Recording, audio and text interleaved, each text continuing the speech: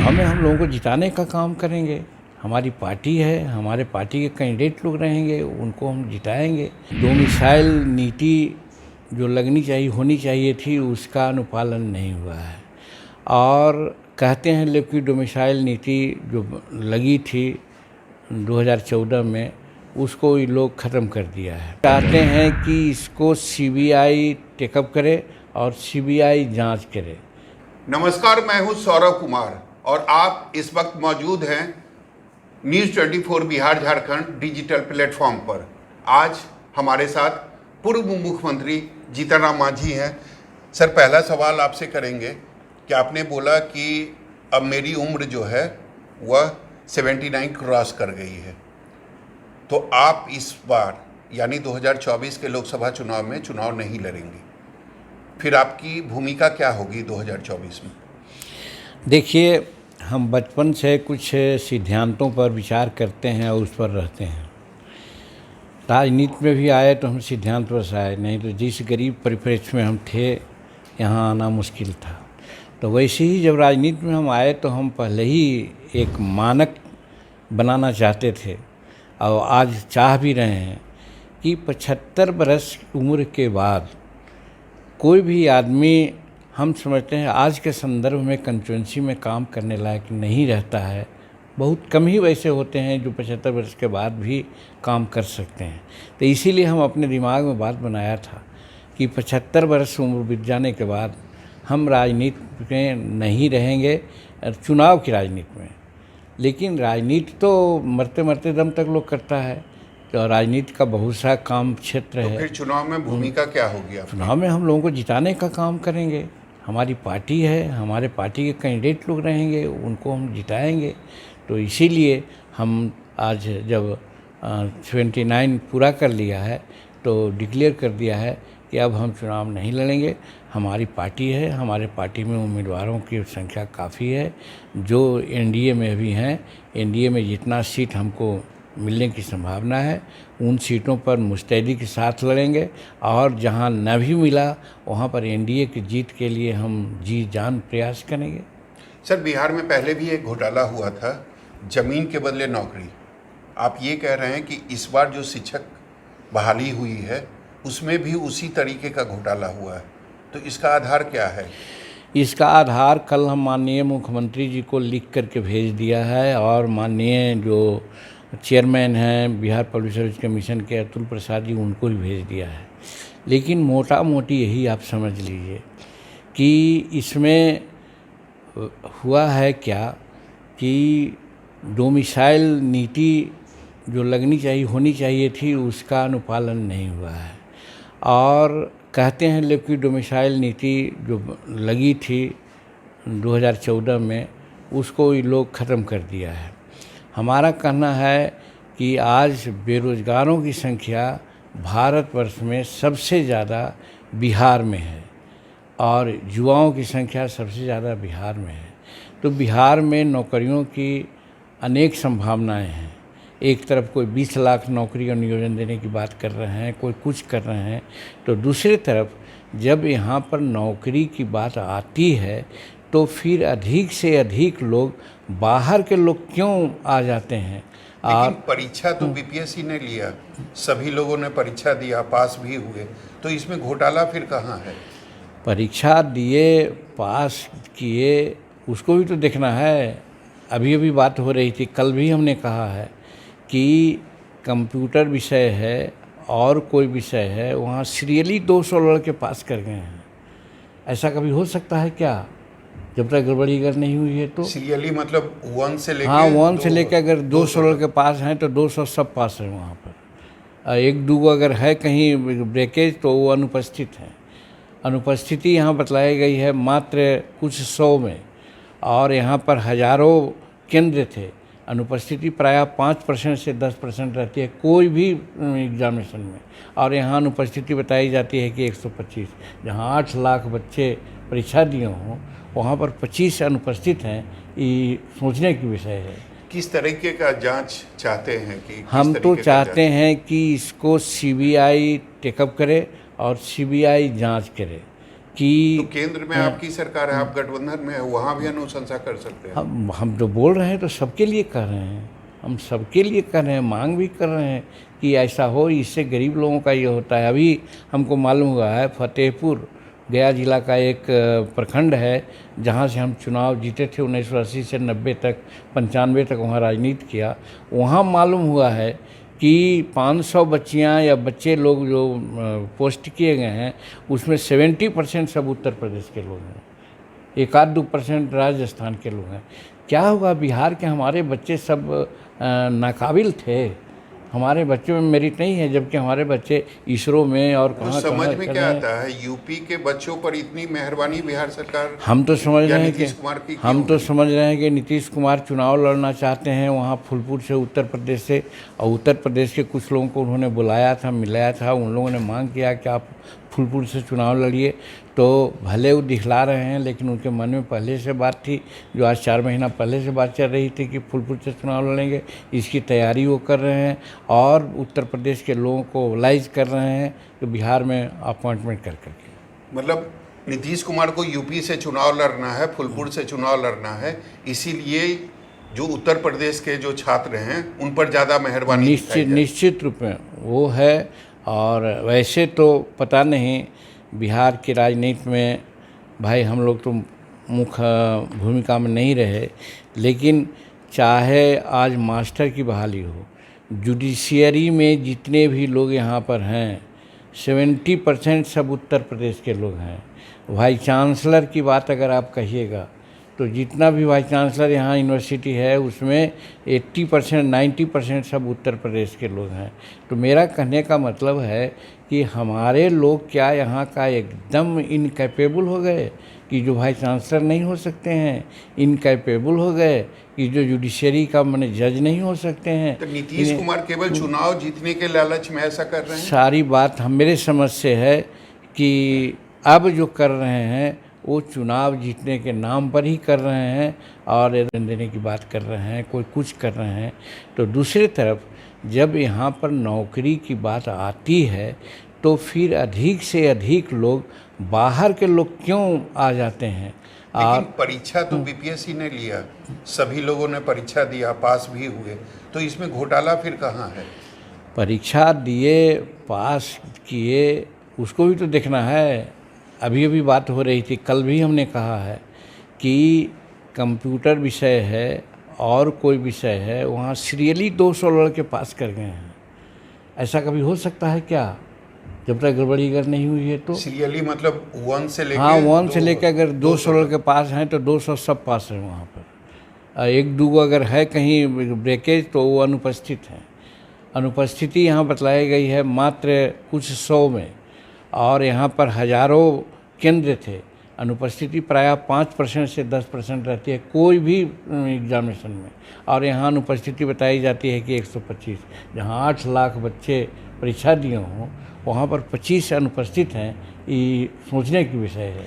किस तरीके का जांच चाहते हैं कि हम तो चाहते हैं कि इसको सीबीआई टेकअप करे और सीबीआई जांच करे कि तो केंद्र में आपकी सरकार है, आप गठबंधन में है, वहाँ भी अनुशंसा कर सकते हैं। हम तो बोल रहे हैं तो सबके लिए कर रहे हैं, हम सबके लिए कर रहे हैं, मांग भी कर रहे हैं कि ऐसा हो, इससे गरीब लोगों का ये होता है। अभी हमको मालूम हुआ है फतेहपुर गया जिला का एक प्रखंड है जहाँ से हम चुनाव जीते थे 1980 से 90 तक 95 तक वहाँ राजनीति किया। वहाँ मालूम हुआ है कि 500 बच्चियाँ या बच्चे लोग जो पोस्ट किए गए हैं उसमें 70% सब उत्तर प्रदेश के लोग हैं, 1-2% राजस्थान के लोग हैं। क्या हुआ, बिहार के हमारे बच्चे सब नाकाबिल थे, हमारे बच्चों में मेरिट नहीं है, जबकि हमारे बच्चे इसरो में और तो कहाँ समझ कहाँ में कर क्या रहे हैं। आता है, यूपी के बच्चों पर इतनी मेहरबानी बिहार सरकार हम तो समझ या रहे हैं नीतीश कुमार की कि हम क्यों तो हुई? समझ रहे हैं कि नीतीश कुमार चुनाव लड़ना चाहते हैं वहाँ फूलपुर से, उत्तर प्रदेश से, और उत्तर प्रदेश के कुछ लोगों को उन्होंने बुलाया था, मिलाया था। उन लोगों ने मांग किया कि आप फूलपुर से चुनाव लड़िए, तो भले वो दिखला रहे हैं, लेकिन उनके मन में पहले से बात थी, जो आज 4 महीना पहले से बात चल रही थी कि फूलपुर से चुनाव लड़ेंगे। इसकी तैयारी वो कर रहे हैं और उत्तर प्रदेश के लोगों को मोबिलाइज कर रहे हैं कि बिहार में अपॉइंटमेंट कर करके। मतलब नीतीश कुमार को यूपी से चुनाव लड़ना है, फूलपुर से चुनाव लड़ना है, इसीलिए जो उत्तर प्रदेश के जो छात्र हैं उन पर ज़्यादा मेहरबानी दिखाई जाए। निश्चित रूप में वो है। और वैसे तो पता नहीं बिहार की राजनीति में भाई हम लोग तो मुख्य भूमिका में नहीं रहे, लेकिन चाहे आज मास्टर की बहाली हो, जुडिशियरी में जितने भी लोग यहाँ पर हैं 70% सब उत्तर प्रदेश के लोग हैं। वाइस चांसलर की बात अगर आप कहिएगा तो जितना भी वाइस चांसलर यहाँ यूनिवर्सिटी है उसमें 80% 90% सब उत्तर प्रदेश के लोग हैं। तो मेरा कहने का मतलब है कि हमारे लोग क्या यहाँ का एकदम इनकैपेबल हो गए कि जो वाइस चांसलर नहीं हो सकते हैं, इनकैपेबल हो गए कि जो जुडिशरी का माने जज नहीं हो सकते हैं। तो नीतीश कुमार केवल चुनाव जीतने के लालच में ऐसा कर रहे हैं? सारी बात हम मेरे समझ से है कि अब जो कर रहे हैं वो चुनाव जीतने के नाम पर ही कर रहे हैं, और एकदम स्पष्ट हो गया है कि उत्तर प्रदेश के लोगों को तरजीह दे रहे हैं। क्या बंगाल के लोग यहाँ नहीं थे क्या? झारखंड के लोग नहीं थे क्या? मध्य प्रदेश के लोग नहीं थे क्या? लेकिन पूरे देश के बच्चों को बुलाया गया था। बुलाया गया था तो वहाँ के ही लोग क्यों पास कर गए? बड़ी तेज वही लोग थे। यही तो साबित करता है कि कहीं ना कहीं पक्षपात हुआ है, चाहे जिस रूप में हो, पैसा से हो या राजनीतिकरण से हो। सर आगे बढ़ते हैं। आपने कुछ दिन पहले एक बयान दिया था लोगों के सामने, आम लोगों के सामने। आपने ये कहा था कि 2024 में या 25 में आप उसी को वोट देना जो ताड़ी और दारू पर जो प्रतिबंध है वो हटा देगा। तो अब आप क्या कहेंगे? अपने बयान पर अभी आप कायम हैं? देखिए, शुरू से भी हम कहे थे, हालांकि हमारी बातों को थोड़ा सा इधर उधर कर कर के लोग परोसते हैं। हमारा कहना था कि बालू नीति, शराब नीति गवर्नमेंट का कोई ख़राब नीति नहीं है, और बिहार विधानसभा से यूनानिमस प्रस्ताव गए थे, लेकिन जो इम्प्लीमेंटेशन हुआ और इम्प्लीमेंटेशन में जो आज परिणाम आ रहे हैं सामने, उससे यही लग रहा है कि गरीब लोगों को फंसाया जा रहा है और दूसरे लोग जो अभ्यस्त हैं, बड़े बड़े लोग हैं, उनको छोड़ा जा रहा है। आप हमारी बात सुने होंगे, हो सकता है इसके लिए हमको कोपभाजन भी पड़ना पड़े कि बड़े बड़े ठेकेदार हैं, बड़े बड़े पदाधिकारी हैं, बड़े बड़े मिनिस्टर एमएलए हैं, सब 10 बजे के बाद पति पत्नी दोनों शराब पीते हैं, लेकिन वहाँ कोई नहीं ब्रेथ एनालाइजर लगाने का प्रयास करता है।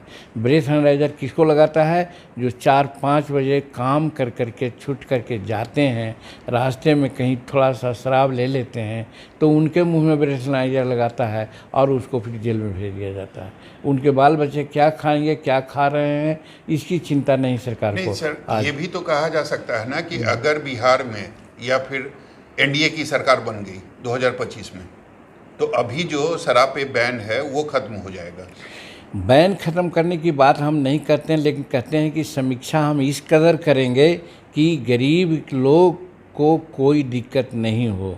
और दूसरे रूप में कर सकते हैं कि आज गुजरात में भी प्रोविज़न है, वहाँ भी शराबबंदी है, उसी तर्ज पर हम यहाँ पर ही लागू करेंगे ताकि किसी को कोई दिक्कत नहीं हो, हमारे टूरिस्ट को नहीं दिक्कत हो, हमारे आर्मी मैन यहाँ के रिटायर होते हैं या जाते हैं जो अभ्यस्त रहते हैं वाइन लेने को, वो नहीं ले पाते हैं, इसलिए उनका सेहत खराब हो जाता है या बाहर जाके माइग्रेट करते हैं वो, तो ये नौबत नहीं आने देंगे।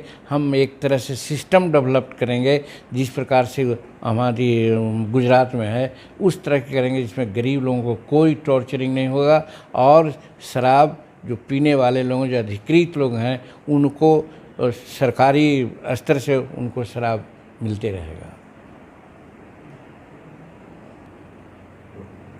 सर आगे बढ़ते हैं और सवालों का सिलसिला जो है आगे बढ़ाते हैं। बिहार में जातीय जनगणना हुआ, आंकड़े भी जारी किए गए, तो जातीय जनगणना के जो आंकड़े आए उस पर कई सवाल खड़े हो रहे हैं।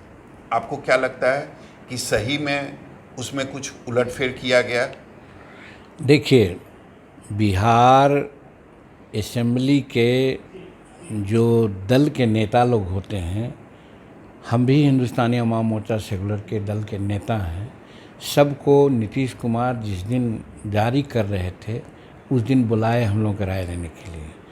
हम लोगों ने देखा डाटा को और हम समझा कि साहब ये जो गणना हुई है, गणना दोषपूर्ण है। दोषपूर्ण है, उसका कारण क्या है जो मैं बतलाता हूँ। सबसे पहले ये है कि जो यहाँ अनेक जात हैं उनकी उपजातियाँ हैं, तो कोड सबके लिए बराबर होना चाहिए। जैसे पार्टिकुलर एक जात है जिनका 7-8 उपजातियाँ मिला करके आज उनकी जनसंख्या 14% दिखलाई गई है। दूसरे तरफ दूसरे की बात छोड़ दीजिए, हम भुइयाँ मुसहर की बात करते हैं। यही नीतीश कुमार हैं जिन्होंने, जब हम वेलफेयर मिनिस्टर थे तो भुइयाँ और मुसहर को 2 रूप में देखा जाता था। पहले भी सर्वे हुआ था, उसमें मुसहर और भुइयाँ को अलग अलग किया जाता था। तो हमने बताया कि भुइयाँ मुसहर दोनों एक है। जैसे यादव में किश्नौत और मजरौट और क्या क्या होते हैं, कुर्मी में अवधिया और घमैला कुछ ऐसा होते हैं, उसी प्रकार से शेड्यूल कास्ट में आप अलग बात कह रहे हैं। बीजेपी तो ये कह रही है कि कुछ जो समाज है, कुछ समुदाय जो हैं, उनकी संख्या कम करके दिखाई गई है जानबूझकर। कई लोगों को छोड़ा गया है, लाखों लोग छूट गए हैं। जो जनगणना की टीम है वो कई गांव में गई ही नहीं है। वो वहीं पर मैं आ रहा हूँ। मैं डिफेक्ट एक चीज़ न है, वही डिफेक्ट को तो हम बतला रहे हैं कि पहला तो डिफेक्ट ये हुआ कि जो कोडिंग किया गया है, कोडिंग में पक्षपात हुआ है कि साहब जब हम उपजातियाँ दूसरे को जो एक साथ कर सकते हैं तो और लोगों को भी करें। जैसे भुइयाँ है तो भुइयाँ है, मुसहर है, रजवार है, रजवंशी है, और एक और उत्तर प्रदेश में रहने वाले सो हैं, ये सब एक साथ हैं। ये उन खाना पीना और सांस्कृतिक कार्यक्रम सब एक है। इन लोगों को अलग क्यों किया गया? अगर भुइयाँ मुसहर की बात थी तो भुइयाँ मुसहर को नीतीश कुमार एक कर करके छात्रवृत्ति दिए। आज विकास के काम में भी सब भुइयाँ मुसहर एक माना जाता है, तो 2 कोड रखने की क्या ज़रूरत है? ये गलतियाँ हुई है। और दूसरी चीज़ जो आप कह रहे हैं वही बात मैं कहना चाहता हूँ कि 25% नहीं 30% ऐसे घर हैं जहाँ पर इनके गणक गए ही नहीं। और वो 25% और 30% जो है जहाँ नहीं गए, वो सब मैलिन विलेजेस है, गंदी बस्तियाँ हैं, और अति पिछड़ा और शेड्यूल कास्ट और महादलित के लोग, आदिवासी लोगों के घर है जहाँ गरीबी बस गंदगी है, गरीबी बस अशिक्षा है या पलायन। बिहार के आम जनता को एश्योर करेंगे कि अगर 2025 में आपकी सरकार बिहार में बनी तो आप लोग दोबारा जातीय जनगणना करवाएंगे? निश्चित रूप में जातीय जनगणना, और घर घर जा कर के उन लोगों से आप ही डिप्यूट लेकर के करवाएं कि हाँ हमारे यहाँ गणक आए और ठीक से अब जनगणना हुई है, ऐसा करवाएं। लेकिन लालू यादव और नीतीश कुमार का तो कहना है कि 2024 के पहले ये जो आंकड़े आए हैं ये मास्टर स्ट्रोक होगा हम लोगों के लिए। लालू यादव कह सकते हैं, हम जो विशेष जाति की बात कहा उसमें भी आज मतलब उन लोगों को लगता है काफ़ी फायदा होगा। हाँ, जो यादव जाति हैं, यादव जाति 1931 में उनका 8% जनसंख्या थी, आज उनकी जनसंख्या 14% हो गई। इसलिए हो गई कि उनकी उपजातियाँ जितनी हैं सबको एक कर दिया गया। भुइयाँ मुसहर की जनसंख्या प्रतिशत 1931 में 3% थी, आज भी उसका प्रतिशत 3 है, जबकि गरीब की जनसंख्या बढ़ती है। तो यही विसंगति है कि जिसमें पक्षपात किया गया है कुछ लोगों के साथ, और कुछ लोगों के साथ ज़्यादा जाति की गई है कि उनको ज़्यादा दिखाया गया। लेकिन 24 में फ़ायदा होता आपको लगता है? महागठबंधन की सरकार को इससे फ़ायदा होगा? हम नहीं समझते हैं। हम लोग भी इस बात को कहेंगे। हम तो जहाँ जाएंगे मीटिंग में हाथ उठवाएंगे, बताओ कि तुम्हारे यहाँ गणक आए थे कि नहीं, पता चल जाएगा कितने घर गए, गणक गए थे कि नहीं गए थे। और यदि बहुत जगह के साहब नहीं गए हैं तो हम कहेंगे कि जनगणना फॉल्स है, अपना मन से राजनीतिक कारणों से करा रहे हैं, इस गणना का कोई महत्व नहीं मानो। सर, केंद्र सरकार ने महिला आरक्षण बिल लेके आई, 2024 में कितना फ़ायदा होगा एनडीए को महिला आरक्षण बिल का? फ़ायदा मेरे समझ से देखिए, हम ये कह सकते हैं कि सब काम राजनीतिक दृष्टिकोण से ही नहीं होता है। समाज के 50% के आसपास महिलाओं की संख्या है और विश्व में महिला सशक्तिकरण वर्ष मनाया गया। हम भी महिला सशक्तिकरण की बात की है और ये भी हम जानते हैं कि नारी शक्ति के बिना समाज आगे नहीं बढ़ सकता। हमारे पुरातन संस्कृति में भी नारियों का महत्व था। तो आज उसी महत्व को निरूपित करने के लिए नारियों को शिक्षा सहित पॉलिटिकल अधिकार देने की आवश्यकता थी, जिस चीज़ को नरेंद्र मोदी की सरकार, एनडीए की सरकार ने दी है। इसका फ़ायदा और घाटा होगा ये सोच करके मेरे समझ से एनडीए के लोग ने नहीं किया है। इन लोग ये किया है कि समाज की क्या आवश्यकता है उसको पूरा किया जाए, और नारी के लिए जो उन्होंने काम किया है ये दूसरे के लिए हम समझते हैं कि देखने का और समझने का चीज़ है। और हम समझते हैं कि संसार में और कम से कम एशिया में नारियों को इतना सम्मान कोई भी सरकार नहीं दिया जो सम्मान आज नरेंद्र मोदी जी महिला बिल पास करके किया है। सर 2024 में आपको क्या लगता है एनडीए बनाम इंडिया कितना टक्कर दे पाएगी एनडीए को इंडिया? क्योंकि आपने कुछ दिन पहले देखा होगा यूपी में अखिलेश यादव का बयान आपने देखा होगा, सीट शेयरिंग को लेकर अभी तक इन लोगों में कोई बात बनी नहीं है। बिहार में भी थोड़ा सा माथापच्ची शुरू हो गई है। मतलब मैं इंडिया गठबंधन की बात कर रहा हूँ।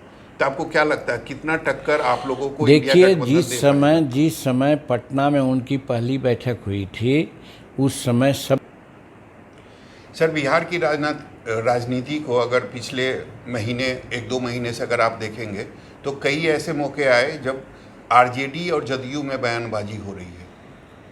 सदाकत आश्रम लालू प्रसाद यादव जाते हैं, नीतीश कुमार पहुंच जाते हैं आनंद मोहन के गांव। तो इन लोगों के बीच क्या चल रहा है? आपका अनुभव क्या कहता है? अंदर खाने कोई खिचड़ी पक रही है या क्या चल रहा है? देखिए, दोनों सत्ता के लोभ में हैं। लालू जी चाह रहे हैं कि उनका पुत्र तेजस्वी मुख्यमंत्री किसी रूप में हो जाए।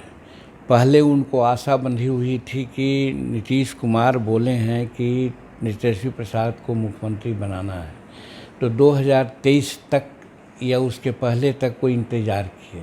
और 2023 का आज 10वां महीना बीतने जा रहा है, नीतीश कुमार से कोई पहल नहीं हुआ कि तेजस्वी प्रसाद को मुख्यमंत्री बनावें।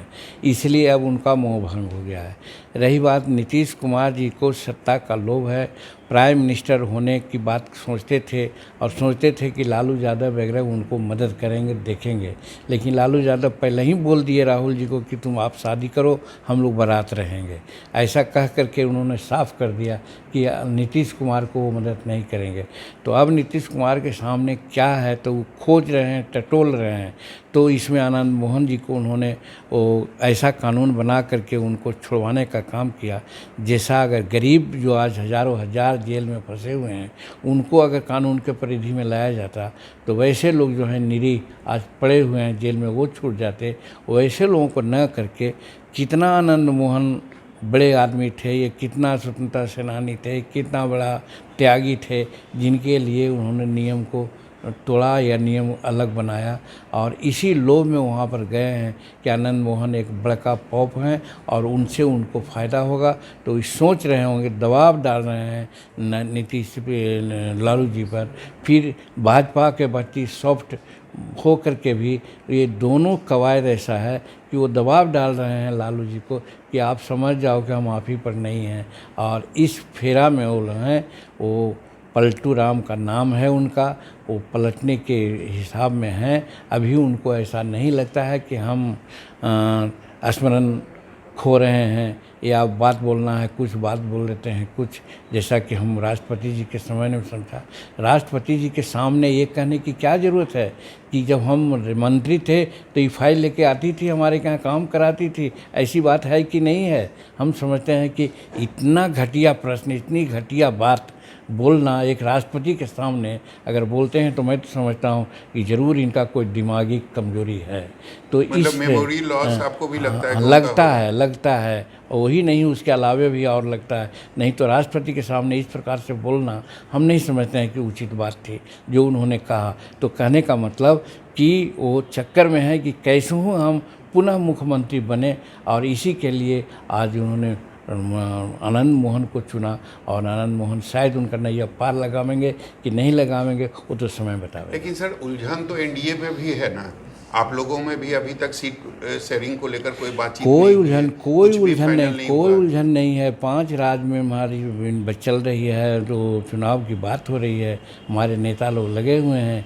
यहाँ पर किसी प्रकार का कोई उलझन नहीं है। आप देखिएगा, प्रॉपर समय में निर्णय लिया जाएगा और सटीक निर्णय लिया जाएगा। यहाँ किसी प्रकार का कोई बिक्रिंग्स नहीं है। सर, 22 जनवरी को अयोध्या में राम मंदिर का ये होने जा रहा है, तो आपको क्या लगता है? उसको लेकर कई तरह का बयानबाजी भी हो रहा है, आप इसको किस तरीके का देखिए, ये भाजपा का एजेंडा के रूप में था और आस्था का देश है बिहार, हिंदुस्तान। अब आस्था पर बहुत सारी बातें हो रही है, तो समस्त नागरिक, यहाँ के जो अधिकांश नागरिक हैं, आस्थावान हैं और राम में विश्वास करते हैं। और राम जन्मभूमि का मामला बहुत वर्षों से अटक रहा था, कभी कुछ बयानबाजी हो रही थी, कोर्ट के में केसेस चल रहा था। इस चीज़ को वंस फॉर ऑल ख़त्म करने के लिए नरेंद्र मोदी जी ने प्रयास किया कि भाई हम राम मंदिर बना देंगे, और राम मंदिर बनाने का काम हो रहा है और वो पूरा होने जा रहा है। तो उनका एजेंडा है, एजेंडा पूरा होने की स्थिति में है। इसलिए अगर वो उस दिन उद्घाटन करते हैं, राम जी को वहाँ पर स्थापित करते हैं, उनका जो कहा जाता है कि पूजा पाठ होती है, तो इसमें दिक्कत की क्या मतलब बात है? चुनावी एजेंडा है? हम नहीं समझते हैं कि ये कोई चुनावी एजेंडा आज का ये नहीं है। ये कई एक साल, पिछले सालों से ये बात चल रही है कि हम मंदिर वहीं बनावेंगे, तो मंदिर जहाँ है वहाँ बना रहे हैं वो। मंदिर जहाँ है वहाँ बना रहे हैं। और सबसे बड़ी बात है कि आज हमारे साथ पूर्व मुख्यमंत्री जीतन राम मांझी थे, जिन्होंने हमारे हर सवाल का काफ़ी साफगोई से इन्होंने जवाब दिया। आगे हम आपसे फिर मिलेंगे किसी बड़े शख्सियत के साथ। तब तक आप बने रहिए news 24 Bihar Jharkhand digital platform पर।